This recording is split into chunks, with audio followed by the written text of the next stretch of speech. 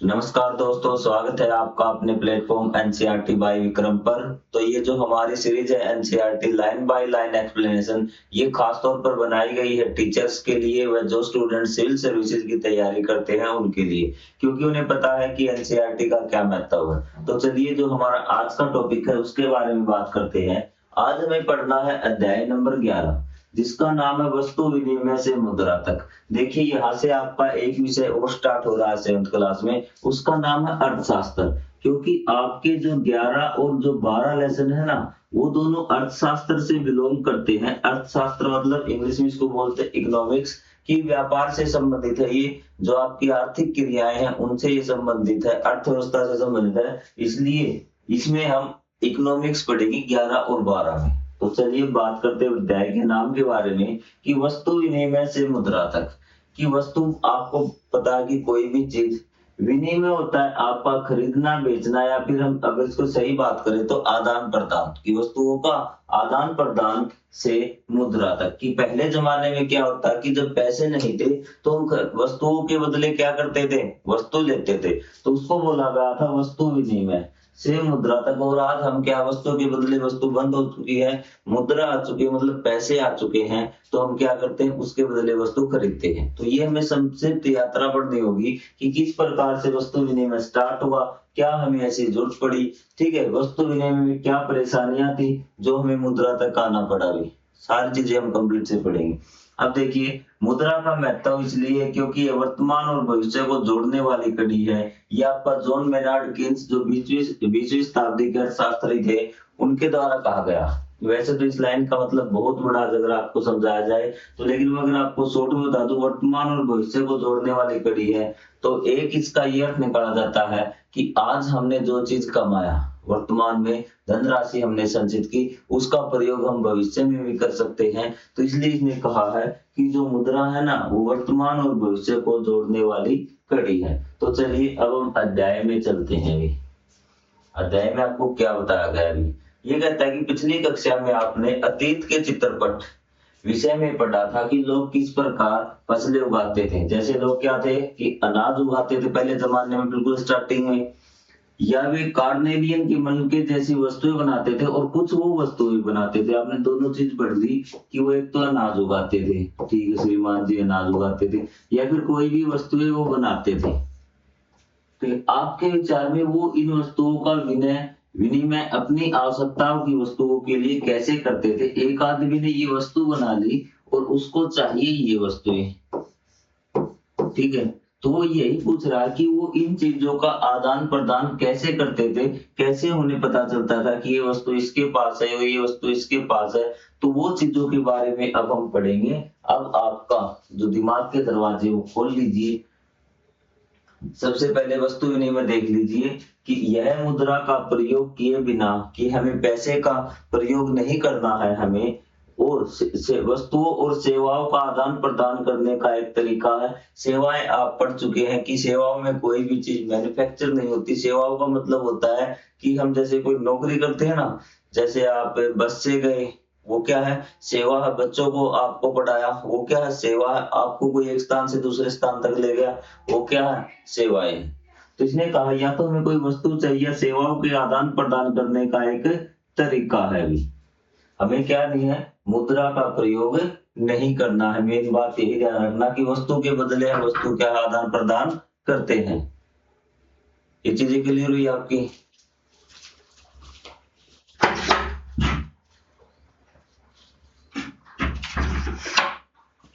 उसके बाद है कि आप देखेंगे प्राचीन काल में लोग अपनी वस्तुओं और सेवाओं का विनिमय अन्य वस्तुओं एवं सेवाओं के लिए करते थे। तो पता कि जो प्राचीन काल में लोग क्या करते थे कि अपनी वस्तुओं का प्रयोग, मतलब अपनी वस्तुओं से दूसरी वस्तुएं खरीदते थे, मतलब उनसे बदला करते थे, एक्सचेंज करते थे भी, ठीक है। इस व्यवस्था को वस्तु विनिमय प्रणाली या बार्टर सिस्टम कहते हैं। यह कैसे संचालित होती थी, मान लीजिए कि आपको एक पेंसिल की आवश्यकता, आपको एक एग्जांपल दिया गया कि आपको एक पेंसिल की आवश्यकता है, स्कूल में आप चले गए और आपके पास एक अतिरिक्त रबड़ है, ठीक है, आपको चाहिए पेंसिल, लेकिन आपके पास रबड़ कितने हैं, 2, पेंसिल नहीं है, रबड़ आपके पास 2 है।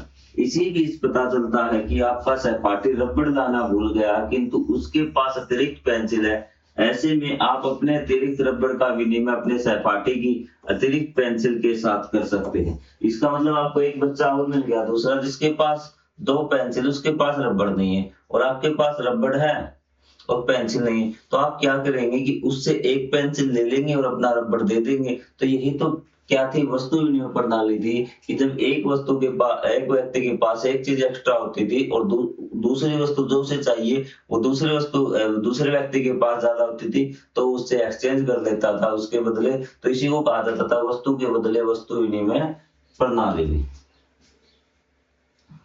क्या आप इसकी और आपके सहपाठी की आवश्यकता पूरी नहीं हो सकती, इस तरीके से वस्तु विनिमय प्रणाली संचालित होती है। कहता कि अगर आपने रबड़ और पेंसिल बदल ली ना, तो आपकी भी जरूरत पूरी हो जाएगी और आपके दोस्त की भी जरूरत पूरी हो जाएगी। इसी को हम बोलते हैं वस्तु विनिमय प्रणाली भी। आपको आ गया समझ में वस्तु विनिमय प्रणाली। आज हम वस्तुओं को खरीदने और बेचने के लिए सिक्कों और नोटों का प्रयोग करते हैं। लोग इस तरह के लेन देन के लिए अपने मोबाइल फोन और कंप्यूटर का भी प्रयोग करते हैं भी। लेन देन मतलब खरीदने बेचने के लिए कंप्यूटर का, आपका मतलब मोबाइल बैंकिंग से पैसों का ट्रांसफर आपका होने लगा है भी। इंटरनेट बैंकिंग की बात कराएगी। वस्तु विनिमय प्रणाली लेन देन का सबसे प्रारंभिक रूप था कि जब चीजों का आदान प्रदान स्टार्ट हुआ तो सबसे पहला प्रारूप यही चला, वस्तु विनिमय प्रणाली। इसके विषयों में कई प्रमाण मिले। उस समय लोग विनिमय के लिए, जो चीजों के लिए कोई चीज खरीदनी है बेचनी है, तो उसके लिए आदान प्रदान के लिए कौन सी चीजें यूज करते थे आपके लिए, कौड़ी, कवच, नमक, चाय पत्ती, तंबाकू, सॉरी माफी चाहूंगा आपसे डिस्टर्बेंस के लिए, कपड़ा, पशुधन। पशुधन में गाय, बकरी, घोड़े, भेड़, बीज आदि वस्तुओं का प्रयोग करते थे। ये सारी चीजें उनका प्रयोग वो करते थे भी। ठीक है, मतलब इन चीजों का आदान प्रदान करते थे, इन चीजों का वो बदला करते थे भी। ठीक है, वस्तुओं का नाम क्या दिया? देखिए इकोनॉमिक्स में आपको शब्दों को बड़े ध्यान से समझना होगा।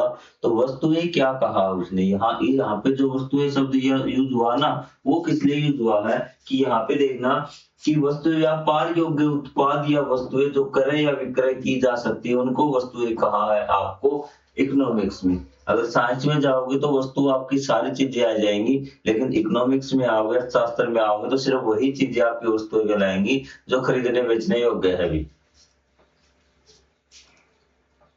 पाषाण मुद्रा या पत्थर की मुद्रा, चट्टान की वृद्ध देश की, ये देखिए जो आपको ये है ना, ये आपको पत्थर दिखाई दे रहे हैं, तो स्टार्टिंग में इस प्रकार की मुद्राएं स्टार्ट हुई थी, मतलब पैसे स्टार्ट हुए थे कि लोग इन्हें, मतलब जब वो सर्वमान्य हो जाती है ना चीज, तो उसको हम मुद्रा मान लेते हैं। जैसे हमने पेन है इस प्रकार का, इसको ही मुद्रा मान लिया कि कोई भी चीज अगर खरीदनी होगी तो इसके बदले खरीदेंगे।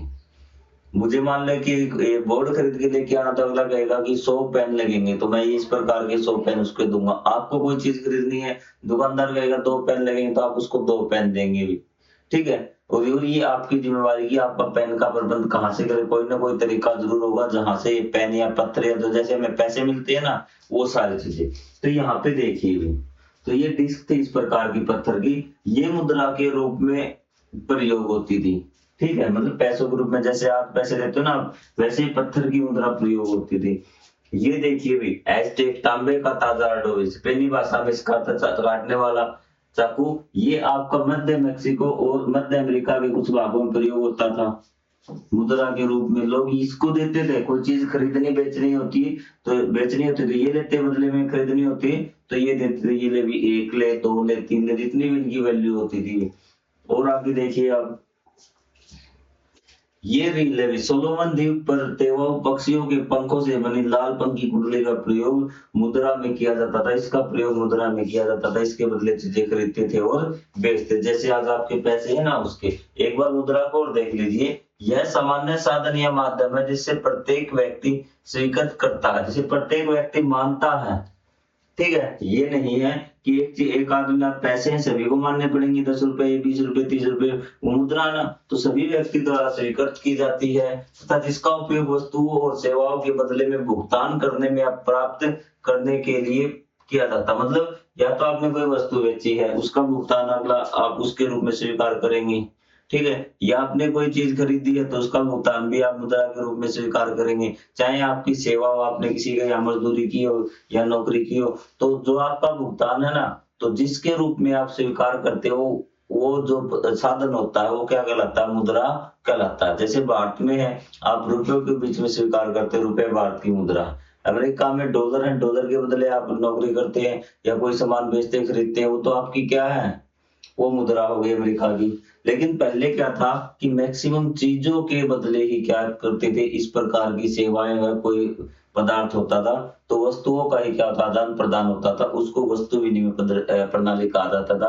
आज जो है मुद्रा विनिमय प्रणाली प्रसारित है ज्यादातर। तो ये चीज अब आपको समझ में आने लगी।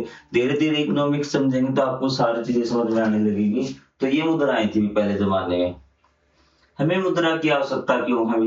यदि हम चीज के बदले चीज खरीद लेते हैं तो फिर हमें मुद्रा की क्यों पैसों की आवश्यकता है? हमारे पास कोई चीज के बदले में और कोई चीज खरीद लेंगे तो दिक्कत क्या हुई कि स्टार्टिंग से कि हम मान लेते हैं कि वस्तुओं के बदले वस्तु खरीदने बेचने लगे, सिस्टम चल रहा था। अब आपको देखना है कि दिक्कत कहाँ पे है, वो दिक्कत ही अब हम पढ़ेंगे। कल्पना कीजिए आप किसान और जहां आप रहते हैं वहां लोग वस्तु विनिमय प्रणाली का प्रयोग करते हैं। आपको यहाँ अनेक प्रकार की वस्तुओं की आवश्यकता है, जैसे एक जोड़ी जूते, स्वेटर और अपनी दादी के लिए दवाइयां, परंतु आपके पास देने के लिए केवल एक बैल है। आप हम पहुंच गए ऐसे जमाने में जहां पैसा नहीं है। वस्तुओं के बदले क्या है? वस्तुएं ही मिलती हैं और कुछ प्रणाली नहीं है। तो हमने क्या किया? हम पहुंच गए ऐसे मेले में, हमारे पास सिर्फ बेचने के लिए एक बैल है और उस बैल से हमें इस प्रकार की चीजें खरीदनी है। क्या क्या चीजें खरीदनी है? कि आपको दवाइयां, स्वेटर, नए जूते भी, ये 4 चीजें आपको खरीदनी दिख रहा है बोर्ड पे। इस बैल का विनिमय करके आप कैसे विभिन्न प्रकार की आवश्यक वस्तुओं को विभिन्न लोगों एवं स्थानों से प्राप्त करेंगे भी। तो इसने कहा कि बैल तो आपका एक है और आपको चीजें कई खरीदनी है, और बदला तो आप जब आप दवाइयां लेने गए तो आपने मान लेते हैं कि बैल का बदला कर लिया। ठीक है, समस्या क्या है कि बैल का बदला कर लिया तो बैल के बदले में दवाइयां वाला तो आपको दवाई ही दे सकता है, लेकिन आपको तो जूते भी चाहिए। या तो आप इतनी सारी दवाइयां लेके आइए, फिर उन दवाइयों के बदले थोड़ी दवाई आपको चाहिए उतने रख लीजिए, उन दवाइयों के बदले फिर आप जूते खरीदिए। हमारी बात समझ में कितनी ज्यादा परेशानी होगी, और आप बैल को काट कर बेच नहीं सकते। चीजें आई समझ में? तो चलिए देखते हैं क्या होता है हमारे साथ।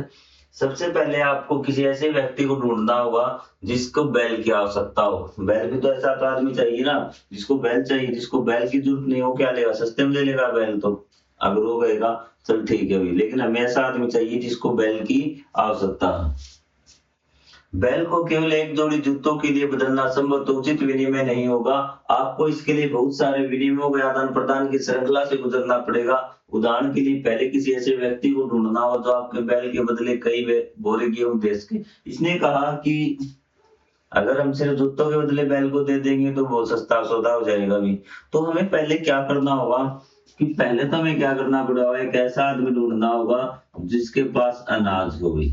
क्या हो? अनाज हो, और वो बैल लेना चाहता हो भाई। ठीक है, अब हम क्या पहुंच गए, ये ऐसे आदमी के पास मान लेते हैं पहुंच गए कि जिसको अनाज बेच रहा और बैल उसको चाहिए। तो हमने जैसे अनाज के बोरे ले लिए भी, क्या ले लिए? अनाज के बोरे ले लिए। अब हमें ये सारे बोरे उठाने पड़ेंगे। पहले फिर ऐसा व्यक्ति चाहिएगा जो अनाज के बदले जूते देता हो, तो हम जूते ले लेंगे भी। क्या ले लेंगे? जूते ले लेंगे। उसके बाद ऐसा व्यक्ति ढूंढना पड़ेगा जो दवाइयां देता हो, हम दवाइयां भी ले लेंगे भी। ठीक है, फिर ऐसा व्यक्ति ढूंढना पड़ेगा जो स्वेटर देता हो, उसको अनाज चाहिए तो हम स्वेटर भी ले लेंगे भी। तो चीजें क्लियर हुई आपकी? और फिर क्या है, कुछ अनाज अगर बचा तो हमें उसे सुरक्षित भी रखना होगा। उसके लिए सुरक्षित रखने के लिए जगह भी देखनी हमें पड़ेगी।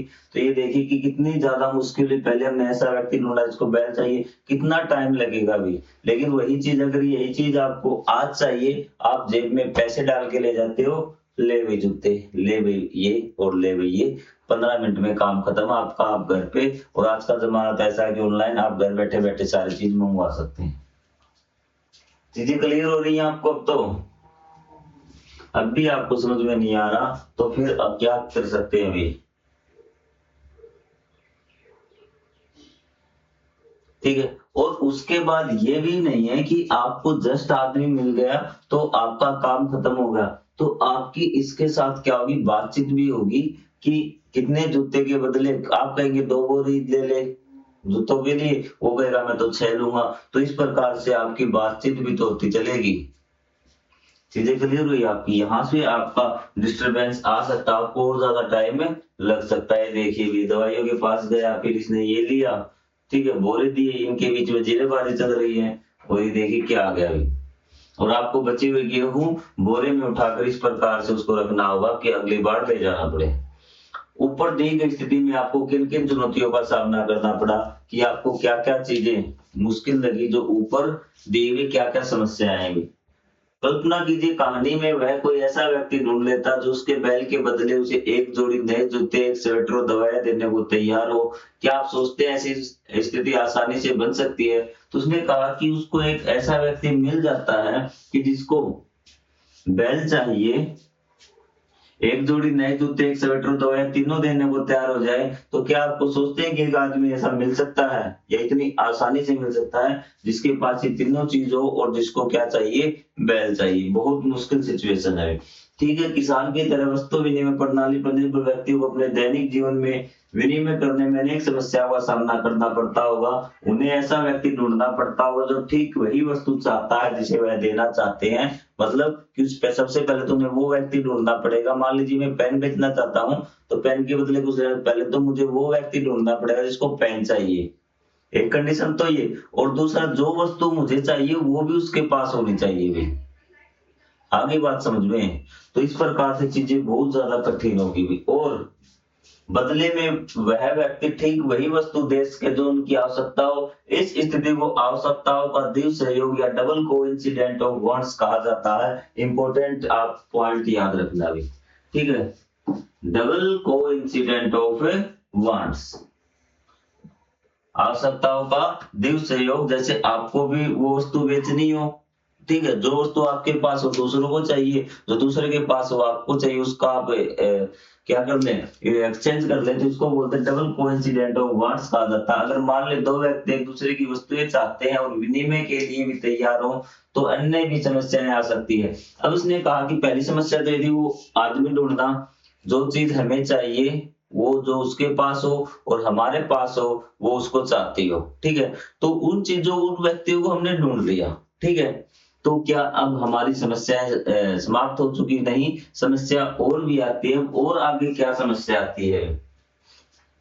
उदाहरण के लिए यह तय करना कि कितने अनुपात में दोनों वस्तुओं का विनिमय किया जाए। मतलब कि मेरे पास पेन है, ठीक है, मुझे चाहिए किताब। अब दिक्कत ये रहेगी कि एक किताब के बदले में कितने पेन दूं। अगला कहेगा 10, मैं कहूंगा 5, तो ये समस्या आपकी बार्गेनिंग की बन सकती है अभी, ठीक है। ऐसे मामलों में एक वस्तु के मूल्य की तुलना दूसरी वस्तु के मूल्य से करना कठिन हो जाता है। अगर किसी एक व्यक्ति को लगता है कि यह विनिमय उसके लिए लाभकारी नहीं है, तो वह विनिमय में रुचि नहीं रखेगा। इसका कारण यह है कि मूल्य का कोई सामान्य मानक माप उपलब्ध नहीं है। मूल्य का कोई सामान्य मानक माप भी,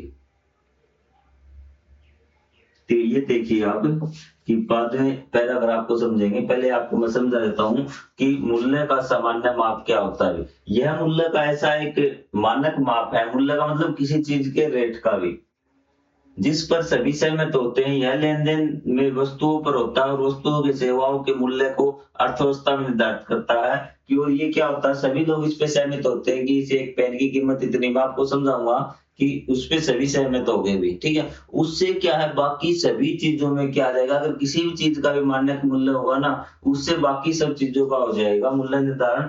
कैसे होगा अभी?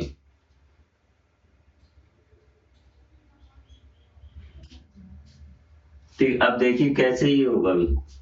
पेन का एग्जांपल लिया, तो हमने मान लिया कि निर्धारित कर दिया कि जो बुक है वो 10 पेन में आएगी भी। किस में आएगी? 10 पेन में आएगी। चीजें क्लियर? ये साफ है, ठीक है। तो आपका कोई दूसरा व्यक्ति घी दे रहा है अभी। घी क्या दे रहा है? ठीक है, 20 पेन में। मान लेते हैं कि पेन आपकी मुद्रा ही होगी, सर्वमान्य हमने मान लिया। किस प्रकार का ये मूल्य हो गया। तो आपको पता है कि 10 पेन में क्या आ रही है, बुक आ रही है, ठीक है, और घी कितना आ रहा है, 20 पेन में आ रहा है। तो अगर बुक खरीदनी होगी इसे, तो आपको पता है कि एक घी से, एक मात्रा से, घी की मात्रा हो, कुछ भी डिब्बा पैकेट कुछ भी है जो हमने इसके बदले में दिया था अभी, ठीक है, मान लेते हैं कि बॉक्स है, ये बॉक्स हमने भर के दिया था, क्योंकि मात्रा तो थी नहीं, किलोग्राम वगैरह तो कुछ था ही नहीं, ठीक है। तो इसने कहा कि ये डिब्बे में 20 पेन आ रहे हैं और एक बुक में 10 पेन आ रहे हैं, तो आपको बता, अगर ये डिब्बा घी का होगा तो दो बुक में आपसी सहमति अपने आप बन जाएगी। हाँ जी बिल्कुल, आपको आ रही बात समझ में, ठीक है। और मान लेते हैं कोई एक ऐसी चीज है उसमें क्या रही है भी, क्या चीज मान ले, कोई भी मान लेते हैं कि लकड़ी, जूते हैं भी, क्या है, जूते की जोड़ी है भी, क्या है, जूते की जोड़ी है, उसमें क्या है, आपकी बुक आ रही है दो, क्या आ रही है, दो बुक आ रही हैं। तो आपको पता है कि जूते की जोड़ी में अगर दो बुक आ रहे तो पेन कितने आने चाहिए, 20, पेन कितने आने चाहिए, 20, क्योंकि आपको पता है दो बुक में 10 पेन। तो अगर इस प्रकार से मूल्य का कोई सामान्य मानक माप नहीं था उस समय, तो इसमें दिक्कत होती थी। अगर ये होता ना, जिसको सभी व्यक्ति स्वीकार करते हो, तो क्या होगा, मूल्य का कोई सामान्य मापन आपका हो जाएगा, मानक मतलब बिल्कुल जिसको सभी लोग स्वीकार करते हो, तो दिक्कत नहीं आएगी। लेकिन ये चीज मतलब होना जरूरी है भी, मानक माप, क्या है, मानक माप। चीजें क्लियर हुई आपसे यहाँ से, ठीक है। तब दिक्कत ये आ गई, आपने ढूंढ लिया, आपको जो चीज चाहिए थी वो, और जिसको आपके पास वो चीज चाहिए थी वो ढूंढ लिया। लेकिन दूसरी चीज दिक्कत ये आ गई, जो आप सौदा कर रहे थे, जो चीज खरीद बेच रहे थे, उसमें आपकी सहमति नहीं बन रही थी। आपको किताब चाहिए थी, हमारे पास पेन थे, वो किताब के बदले 10 पेन मांग रहा था, लेकिन हम 5 पेन देने को तैयार थे। तो ये समस्या आ गई। ये समस्या कैसे सोल्व हो सकती है, अगर सामान्य मानक माप अगर आपका हो तो कोई भी, ठीक है, लेकिन उस समय नहीं था। अब और क्या क्या समस्याएं आ सकती है आपके सामने, तो आप बैल का कुछ हिस्सा स्वाटर के लिए विनिमय नहीं कर सकते, यह विभाज्यता की समस्या है, डिविजिबिलिटी की एक समस्या। देखिए कि आपकी डिविजिबिलिटी की क्या समस्या आती है, विभाज्यता की, कि आप वस्तु विनिमय में की बात करें, हम वस्तु विनिमय में कौन कौन सी समस्या आ सकती है, एक आपकी मानक माप की आ चुकी है, एक आपकी वो अगर वो हमें वो व्यक्ति न मिले तो उसकी आ सकती है, दूसरा है कि विभाज्यता की, हम हमारी चीज को, कई चीजें हमारे पास ऐसी होती है जिसके हम टुकड़े नहीं कर सकते, तो वो वहां पे दिक्कत कहलाती है विभाज्यता की दिक्कत की। हमें कई चीज चाहिए बदले में, लेकिन हम क्या है, हमारे पास ऐसी वस्तु जिसके हम टुकड़े नहीं कर सकते, जैसे कि हमारे पास बैल था और हमें चीजें कई खरीदनी थी। दूसरा है कि बैल को सभी स्थानों पर ले जाना कठिन है, यह सुहाता का पोर्टेबिलिटी की समस्या है भी। तो मतलब कि पोर्टेबिलिटी की समस्या क्या होती है, कि जब हमारे पास कोई ऐसी चीज होती है जिसको हम आसानी से एक स्थान से दूसरे स्थान पर नहीं ले जा सकते, तो उसको पोर्टेबिलिटी की समस्या बोलते हैं। आप गेहूं के बदले बैल का विनिमय करके कुछ हद तक इस समस्या का समाधान कर सकते हैं, कि आपने दो समस्या का समाधान कर लिया, एक आपके पास विभाज्यता की मतलब डिविजिबिलिटी की समस्या थी, तो आपने गेहूं खरीद लिए, तो मतलब अब आप अपनी चीज को डिविजिबल कर सकते हैं, उसको बांट सकते हैं, गेहूं आपके पास आ गई, ये चीज क्लियर हुई। उसने कहा आपने इसका भी समस्या समाधान कर लिया, ठीक है। अब आपके पास क्या है कि कई बार कई गेहूं आ चुका, तो गेहूं को अधिक समय तक संग्रहित नहीं किया जा सकता, क्योंकि गेहूं या तो सड़ सकता है, चूहे इसे खा सकते हैं, सॉरी, इस तरह टिकाऊपन की समस्या उत्पन्न होती है। तो मतलब कोई चीज जब लंबे समय तक नहीं रह सकती, उसके खराब होने का खतरा हो, तो उसके टिकाऊपन की समस्याएं हैं। तो ये चीजें आपकी वस्तु विनिमय की कुछ समस्याएं थी जो आपने पढ़ी हैं अभी।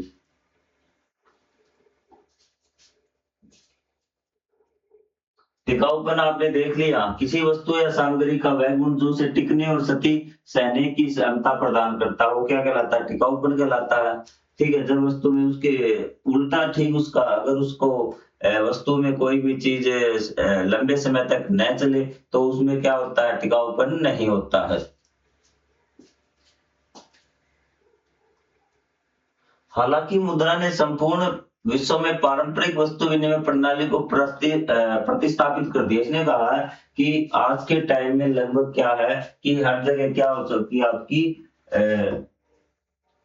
मुद्रा विनिमय प्रणाली हो चुकी है, पैसे आ चुके हैं, कहीं डॉलर से चीजें खरीद सकते, कहीं रुपए से, मतलब मुद्रा आपकी आ चुकी है। परंतु आज भी कुछ स्थानों पर इस प्रणाली का प्रचलन है, उनमें से एक है जॉन बॉल मेला। क्या नाम है? जॉन बॉल मेला, जो आपका असम में लगता है। जो असम में मतलब है कि जॉन का अर्थ है चांद और बॉल का अर्थ है आर्द्र भूमि। यहाँ पर ये मेला क्या लगता है, जिसमें वस्तु विनिमय होता है आज भी। ठीक है, असम के मोरीगांव जिले में 3 दिवसीय वार्षिक सामाजिक सांस्कृतिक मेला है। ये क्या है? वार्षिक सामाजिक सांस्कृतिक मेला है। रोचक बात है कि यह मेला अग्नि पूजा से प्रारंभ होता है, जिसमें सार्वभौमिक कल्याण हेतु प्रार्थना की जाती है।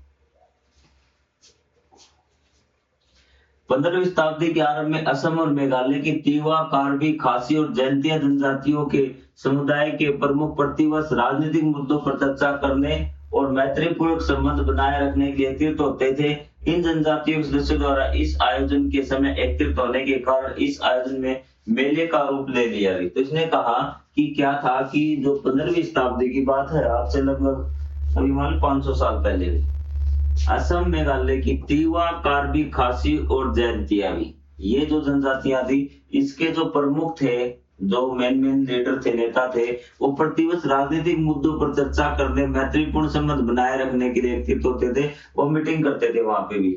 ठीक है, इन जनजातीय सदस्यों द्वारा इन आयोजन समय एकत्रित होने के कारण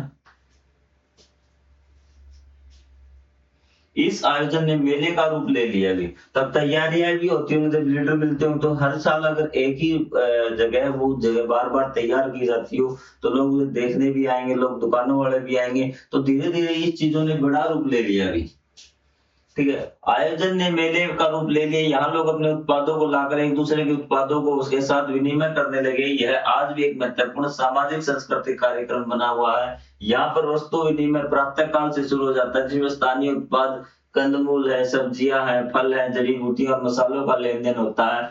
मेले में निर्मित वस्तुएं और कलाकृतियां भी देखने को मिलती हैं, जो पहाड़ी क्षेत्रों के जंगलों से प्राप्त प्राकृतिक सामग्रियों से बनाई जाती है। तो इस मेले में आज भी क्या है, वस्तु विनिमय प्रणाली है। आपके पेरेंट्स है, टीचर है, या फिर मैं मेरी बात करूं तो मैंने वस्तु विनिमय किया था, क्योंकि बचपन में जब कोई दुकान पे कोई चीज लेके आने, कोई टॉफी वगैरह थी, कोई बिस्किट वगैरह थी, तो उस समय क्या था कि पैसे इतने नहीं थे, तो जो पेरेंट्स थे या घर वाले थे, बुजुर्ग थे, वो क्या करते कि अनाज है वो डाल देते हैं, ला भी एक गिलास भर के दे दिया, जा दुकान पे। तो हम बचपन में ऐसे कि गांव का जीवन ऐसा ही होता था भी। ठीक है, तो आपके जो पेरेंट्स है, आप उनसे बात पूछना, आपके जो ग्रैंड पेरेंट्स हैं, दादा दादी, उन्होंने तो श्योर किया। ठीक है, पेरेंट्स हो सकता है कुछ शहर से बिलोंग करते, उन्होंने ऐसी चीज नहीं देखी हो, लेकिन ये चीज आपकी वस्तु विनिमय में ज्यादा पुरानी नहीं है। इन वस्तुओं का प्राय देश के मैदानी क्षेत्रों से व्यक्तियों द्वारा निर्मित चावल के पीठा और अन्य खाद्य वस्तुओं के आदान प्रदान किया जाता है, जिन्हें पहाड़ी स्थानों पर उगाया नहीं जा सकता। मतलब सीधी सी बात है, जो चीज जहां पे उगाई जाएगी ना, वो चीज वो देंगे, और जो चीज वहां पे नहीं उगाई जाती वो चीज बदले में लेंगे। ठीक है, आपके पास जैसे रबड़ और पेंसिल का था, आपके पास पेंसिल नहीं थी तो आप पेंसिल के बदले रबड़ दे सकते हैं। ठीक है, जो चीज आपके पास नहीं है, ये सारी वस्तु विनिमय खा ली। उसके बाद पुस्तक विनिमय की बात करते हैं एक बार, या फिर आज के लिए इतना ही काफी है। अभी हम आगे बढ़ेंगे अगले पार्ट में पुस्तक विनिमय भी। ठीक है, तब तक के लिए जय हिंद, जय Bharat, thank you very much.